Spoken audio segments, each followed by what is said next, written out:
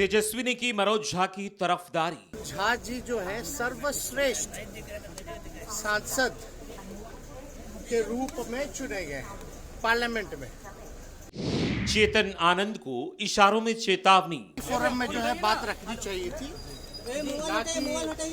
Tweet के माध्यम से अगर कोई बात होगी तो उस पर पार्टी पे जो है संज्ञान में हम लोगों ने लिया है। बड़े नेताओं का जिक्र, आनंद मोहन को संदेश।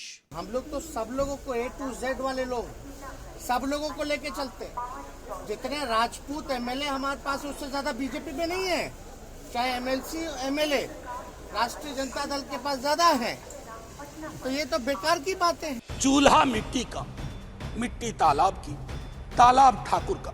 राज्यसभा में मनोज झा ने जब ओम प्रकाश वाल्मीकि की कविता पढ़ी तो शुरू हो गई ब्राह्मण बनाम ठाकुर पर बयानबाजी। बिहार के सियासी डीएनए में जाती है तो हर पार्टी के नेता इसमें कूद पड़े। ठाकुरों की त्योरियां चढ़ गई, मूंछों पर ताव और माथे पर तनाव उभर आया। ये सब शुरू हुआ आरजेडी विधायक चेतन आनंद के एक ट्वीट के बाद, और फिर इसमें कूद पड़े पूर्व सांसद आनंद मोहन। पुराने तेवर दिखाते हुए ठाकुर यानी राजपूतों के अपमान का मुद्दा उठा दिया और इसे हवा दी नीरज कुमार बबलू और राघवेंद्र प्रताप सिंह जैसे बीजेपी विधायकों ने। मनोज झा ने कुछ नहीं कहा, लेकिन तेजस्वी ने साफ कर दिया कि पार्टी किसके साथ है। साथ ही विधायक चेतन आनंद को नसीहत भी दे दी। वो पढ़ाते हैं स्टूडेंट्स को, और मनोज झा जी जो है सर्वश्रेष्ठ सांसद के रूप में चुने गए हैं पार्लियामेंट में। इससे तो किसी को आपत्ति नहीं होनी चाहिए। बेस्ट पार्लियामेंटेरियन का अगर अवार्ड अगर किसी को मिला है तो मनोज झा जी को मिला है।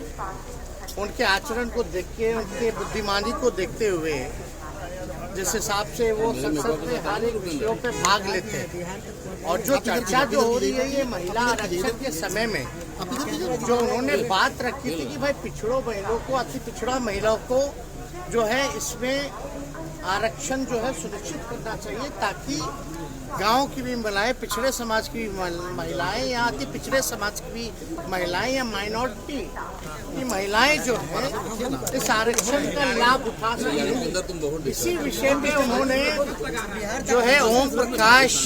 तेजस्वी ने न सिर्फ मनोज झा का समर्थन किया बल्कि पार्टी का एजेंडा भी साफ कर दिया। संदेश ये भी दे दिया कि ठाकुर शब्द पर किसी एक जाति का अधिकार नहीं है। उदाहरण कर्पूरी ठाकुर का दिया और पिछड़ा अति पिछड़ा कार्ड भी खेल दिया। चंद ही लोग जो है देश के संपत्ति को बेच रहे हैं, तो जो चंद लोगों की जहाँ तक बात है, और अगर आप देखिएगा जो लैंडलॉर्ड है, अगर ज्यादा जो चंद लोगों के पास जमीनें ज्यादा है, जिसकी आबादी ज्यादा है उसके पास जमीन जो है ही नहीं।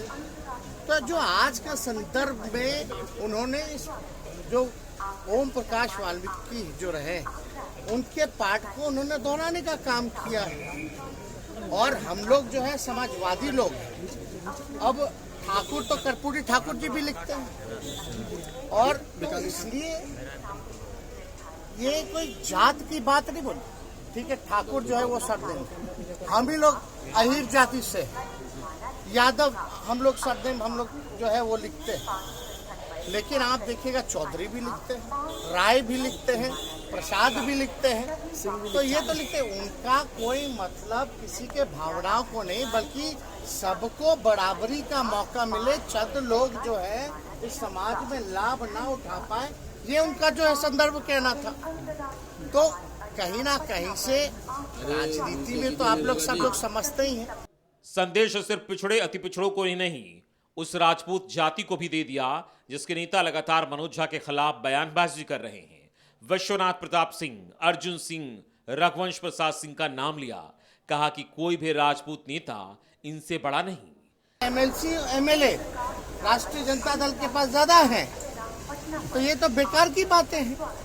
और हम लोग तो मानने वाले लोग वीपी सिंह को, हम लोग तो मानने वाले अर्जुन सिंह को, जिन्होंने 27% शिक्षा में आरक्षण दिया, वीपी सिंह जी ने जिन्होंने मंडल कमीशन को लागू करने का काम किया। हम तो मानते हैं रघुवंश जी को। इन तीनों से बड़ा कोई है क्या समाज में? रघुवंश जी ने मनरेगा दिया, ग्रामीण सड़कें दी।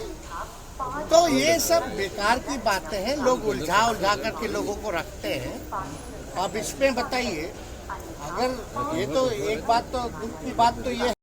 साफ है, आरजेडी नेतृत्व ने चेतन आनंद को बता दिया कि संसद में पढ़ी गई कविता को तूल देना ठीक नहीं है। तेजस्वी से पहले आरजेडी अध्यक्ष लालू यादव भी कह चुके हैं कि मनोज झा विद्वान हैं।